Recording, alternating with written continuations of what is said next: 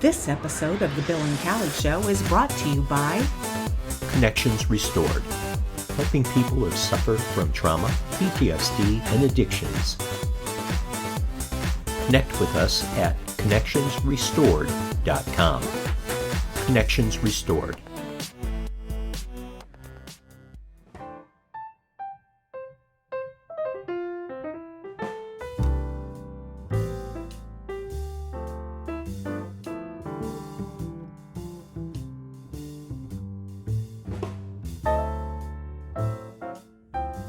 Hello, everybody. Welcome to episode 27 of Connections Restored TV, an affiliate of the Bill and Callie Show Network. This is Amy Boswinkle. I am an intuitive and a healer for those who have suffered from trauma, PTSD, and addictions, and have a story of experience, strength, and hope, and help them build businesses and spread their story in an amazing and beautiful way. I am so excited today to share with you that last week's episode 26, a story of experience, strength, and hope from addiction to recovery with Chris Thomas, was such a huge success. We had so many people reaching out to us that I felt very called to continue on with sharing a message of building hope for addicts who are still out there suffering, who are maybe new to recovery, who are maybe new to recovery long term and are having a really hard time dealing with the other important people in their life. And this is how to deal with judgment as we heal on our journey from addictions, which most likely stems from trauma and or PTSD in some way, shape, or form. At least that's what I found on my own journey, and the people that come into my world and work with me to transform all of those old wounds because they found themselves in a space of being addicted to something, right? A lot of times people believe that addiction stems solely from alcohol or drugs, but there are also sex addictions and gambling addictions and spending addictions and addictions to overthinking. And in fact, all of those addictions, in my opinion, lead to the mind over addictively thinking about problems that have occurred in our life that felt traumatic in some way or produced some kind of PTSD.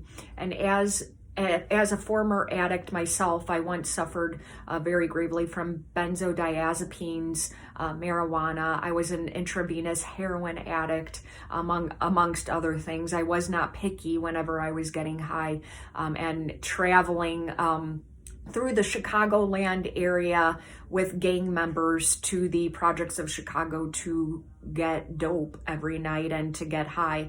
You know, an addict will definitely understand what I'm speaking about there. Although we may have our drug of choice, we aren't picky when we want to get high. We want to get high, right? And as we begin to understand and travel down a path of, you know what, this doesn't work for me anymore.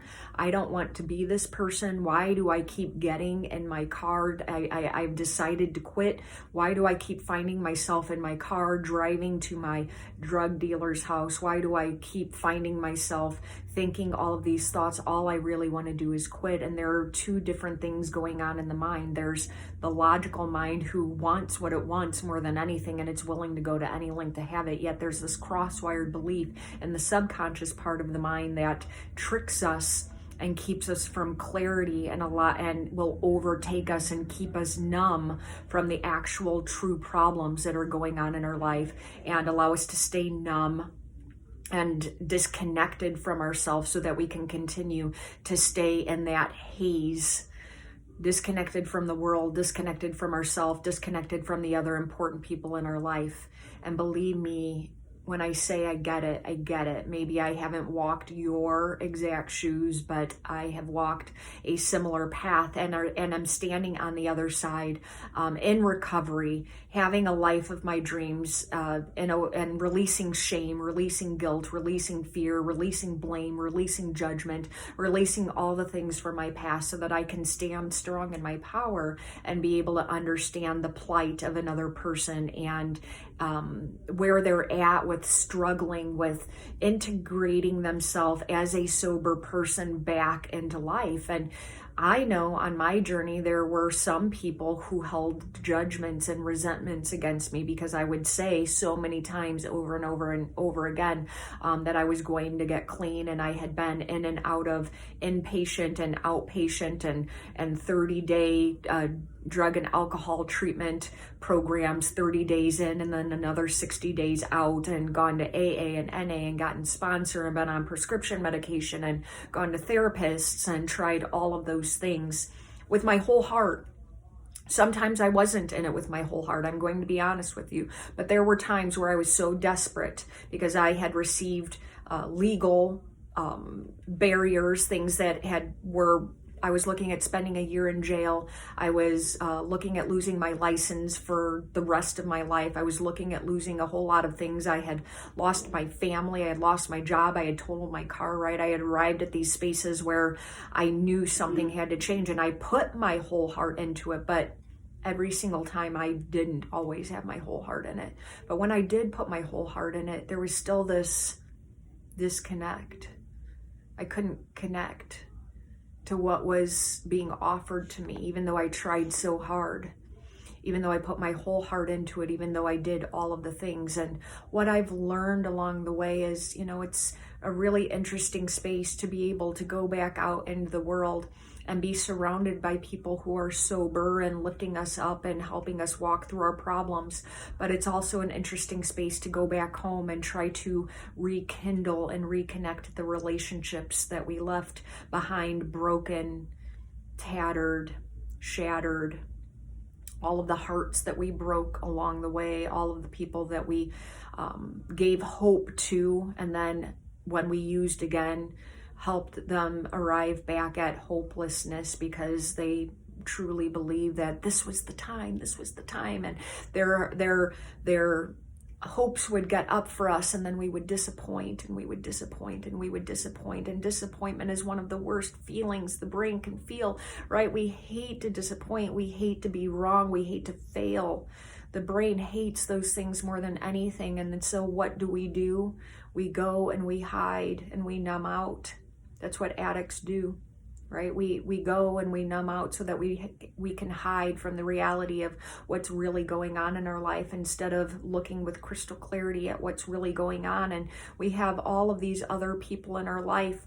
We arrive at a space where we truly decide, right? Those of you out there who are watching this video, you may have arrived at a space where you have truly decided you are really ready. More than anything, you're going to do anything. You're going to go to any length.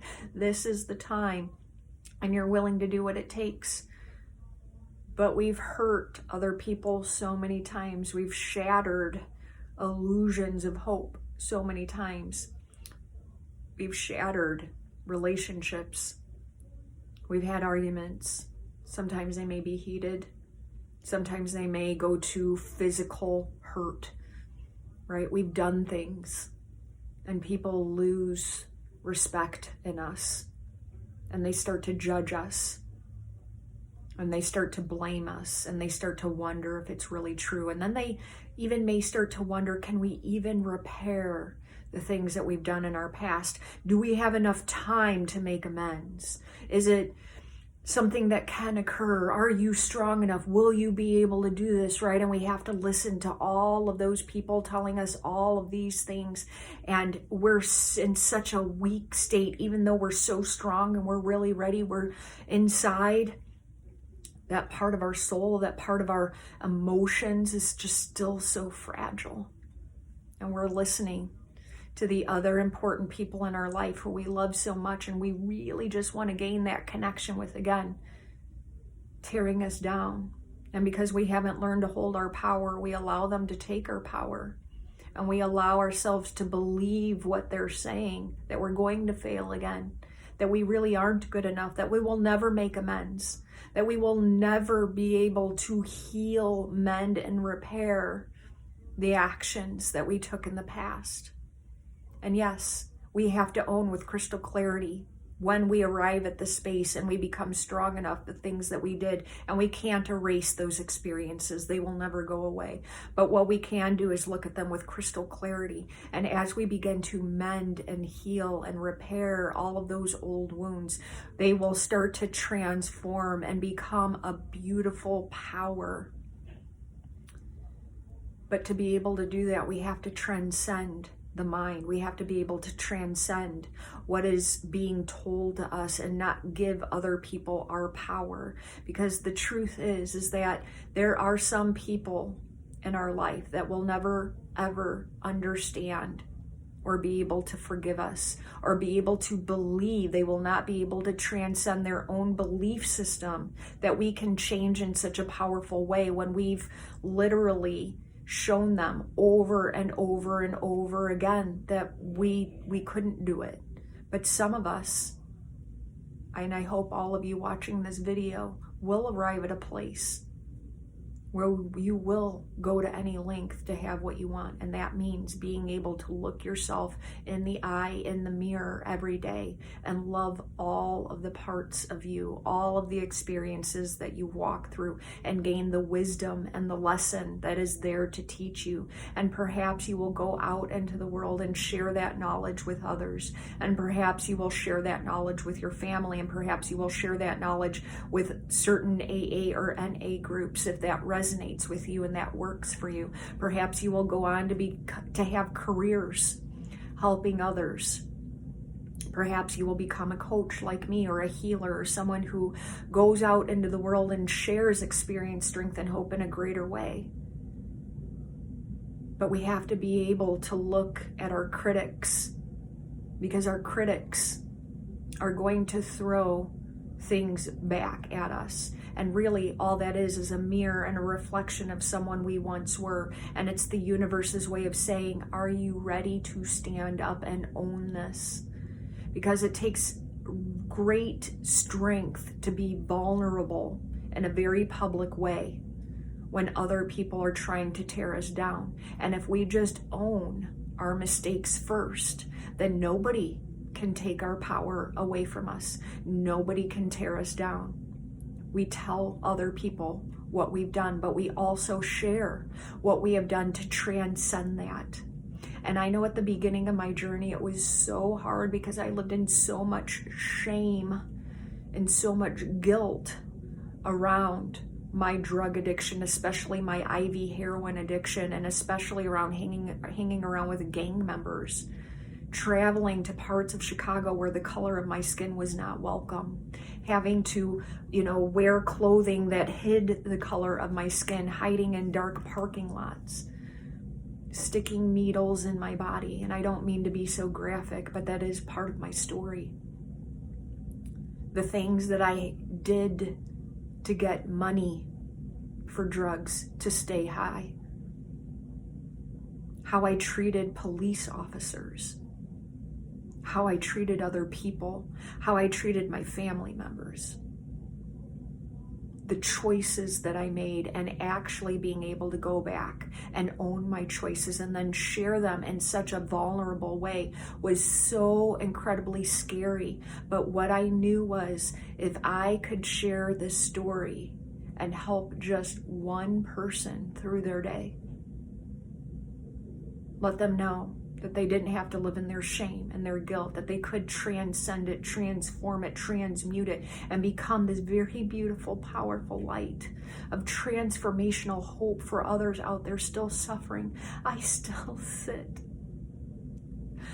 on the kitchen floor. I still lay on my bedroom floor and cry for all of the suffering that's going on in the world.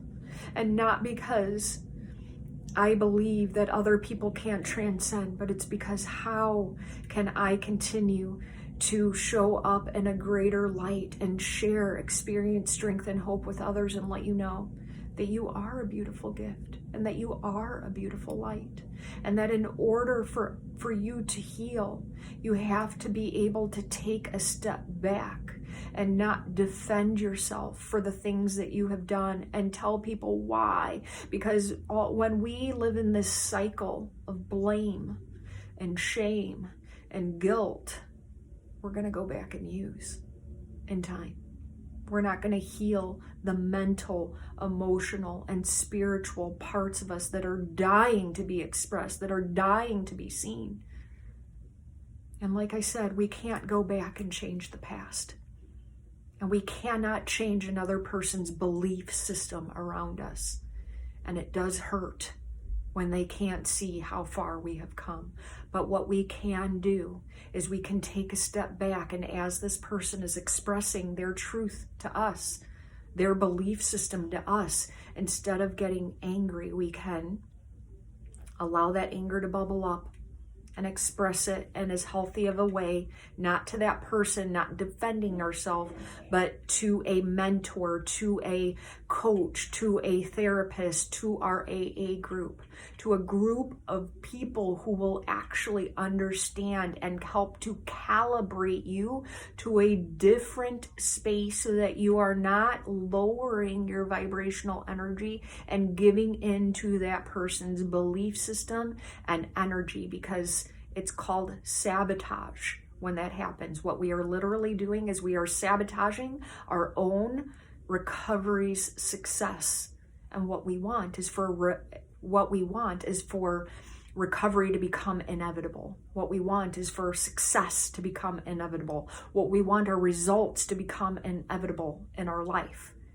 So that means changing the way we think, changing the way we see other people, changing our subconscious mind, changing our old behaviors and shifting into a different identity. We become the identity of the person who can handle conversations like that with the other important people in our life, people that we love very much, and be able to see that all they are doing is reflecting and mirroring internal things that they have inside of themselves that they aren't able to transmute, and that we can hold space for that. And also the universe provides us opportunities to continue to grow and see ourselves, see things that maybe we missed along the way, right? When we can take that reflective step back, rather being in judgment and blame, and why are you doing this, and why, and you can't continue to blame me. And it is really hard to be around the other important people in our life when they are holding hope, but at the same time, they themselves are so fragile and they're just waiting. They're just waiting for us to mess up so they could say, I told you you wouldn't do it. I told you you wouldn't do it. Finding a community, a supportive community that can help you walk through these spaces is one of the most transformational things that we can do. Also, finding a person who can help us see with crystal clarity the choices that we have made in our own life, and how we can take that step back and create different actions, create a different system, create a different support, create different accountability, so that success becomes inevitable, so that our results continue to be inevitable in our life, and that we can continue to show up in our power and our strength and be the light that we were here to be. Not everyone is going to understand our journey. It really just depends on their level of thinking and how far they're willing to grow and evolve on their own journey. And it's not about judgment and seeing anyone as less than. We're all equal in my eyes. But just understanding that each individual person on this planet is having an experience of their own understanding. And that if we can respect that, each person on this planet is having an experience of their own understanding, then we won't get caught up in other people's judgments of us. So it takes being able to create a way to connect the subconscious mind and the subconscious thinking with the conscious thinking, and being able to see not only ourself with crystal clarity, because now our connections to ourself has been restored, but now we can see other people and honor them and not try to understand them, but respect them, because that is where they are.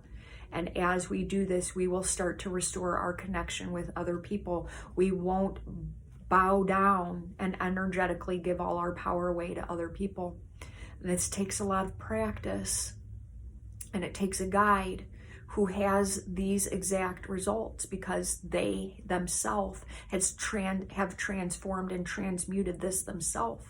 Because what I found on this journey is that if we don't find a person who has the exact results, who shows up in the exact way we desire to show up, who has the energy, who holds their power in the exact way we desire to hold our power, if we choose to surround ourselves with people who don't understand what it's like to be an addict, who don't understand what it's like to think like an addict, to manipulate like an addict, to have experiences like an addict, to have shame and guilt like an addict, they aren't going to be able to guide us, and we aren't going to be able to break energetic frequencies so that we can be our best version self, so that we can become the man or the woman we desire our loved ones to see us as. It's about identity shift. How do we get there? A lot of people ask, how do we get there? Well, I've given little clues throughout this conversation. How we get there, we find a mentor, or we find a group of people, a community of people to surround ourselves with who have the exact results we desire to have. Because what we desire to do is we desire to begin to think the way that person thinks. And as we start to think the way that person thinks, we're going to take action from an aligned space that works for us. It's about aligning subconscious thinking with conscious thinking, so that one frame of thought over here, keeping us numb, keeping us disconnected, starts to align with our conscious thinking, so that we have our connections restored, so that we become in alignment again, so that we have inner peace, less pressure. We start to like and even love ourselves again. We heal all of those old traumas, those old wounds, and we own our choices, and we don't balk when others throw our choices in our face. We say, yes, there was a version of me who made that choice, and that choice led me to the person that I am today. It made me strong, and at that time, it wasn't the best choice I could have made, but it was the choice I did make, and there was a lesson in it for me. And I'm not saying it was a good choice, but it was a choice that led me to the person that I am today, because without that choice, I wouldn't have this strength. I wouldn't have my connections restored. I wouldn't have the family that I have. I wouldn't be the man that I desire other people to see me as. I wouldn't be the woman that I desire other people to see me as. Being able to restore those connections is incredibly important. The last step and also the first step is being able to get your body into nutritional alignment. I have created a video in the Bill and Callie Show Network. If you guys are interested in seeing it, it's my 5 steps to physical health. As I was healing myself from alcoholism, IV heroin addiction, benzodiazepine addiction, food addiction. I was a secret binge eater for many, many years of my life. As I was healing myself from shame and fear and guilt and relationships and everything in between, when conventional medicine and approaches did not work for me, I tried all those things to no avail. I studied the human body nonstop, and I found there were 5 missing links in physical health, that as we restored the body back to as vital as a place that it could possibly be, I started to feel better. And as I started to feel better, I had clearer thoughts, and the more clear thoughts I had, the clearer decisions I could make. The clearer the decisions I could make, the clearer the actions that I could take. And clarity, I can tell you this, beyond a shadow of a doubt, changes everything, friends. Clarity changes everything. Because when we have crystal clarity, we know exactly what our next step is, and we can release the judgment no matter what our choice is around our next step. And those 5 steps, we're looking at the amount of sugar and carbs we are intaking into our body, and remembering that alcohol turns into sugar in the body. Carbs turn into sugar in the body, which creates candida, which creates inflammation, which creates digestive distress, which creates adrenal fatigue, and that is a vicious cycle. But as we begin to mend and repair those things in the human body, we start to gain semblance of stability in our human again, and we gain energy. And as we gain energy, we gain all the other things that I mentioned, the clarity with the decision making and taking action. So if you're interested in seeing that video in greater detail, please feel free to reach out to me through my business page, Connections Restored, or through direct message. You can friend request me here, Amy Boswinkle, and send me a direct message as you friend request me. I do respond to all messages, and I do hope that you found this video very powerful, because what I know is that there are a lot of people out there suffering, and it is my greatest pleasure. It is one of the greatest gifts that I can give back to others, is sharing my personal story of experience, strength, and hope, and what I did to create the life that I have today as a woman who owns her own business, as a woman who can hold her head up high and look other people in the eye, who has amazing relationships with her family, her friends, the important people in her life, as a person who can go out into the world and share inspiration with others, who continues to heal every day herself, and who gets the beautiful opportunity to continue to show up and share inspirational messages like this one with all of you.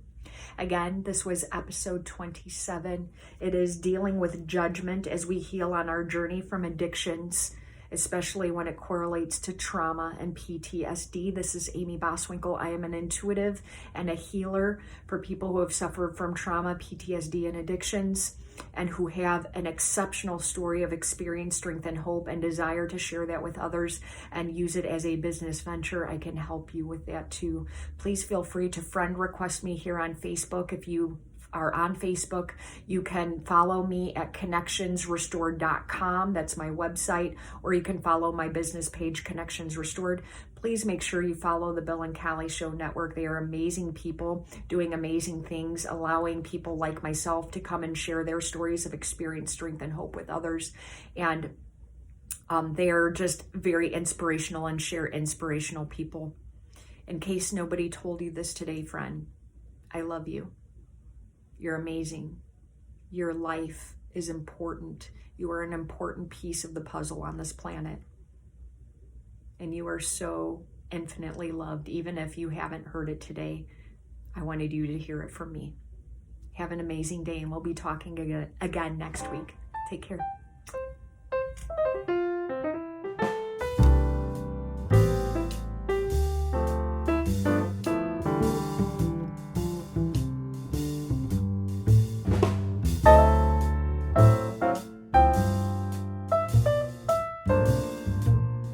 This episode of The Bill and Callie Show is brought to you by Connections Restored, helping people who suffer from trauma, PTSD, and addictions. Connect with us at connectionsrestored.com. Connections Restored,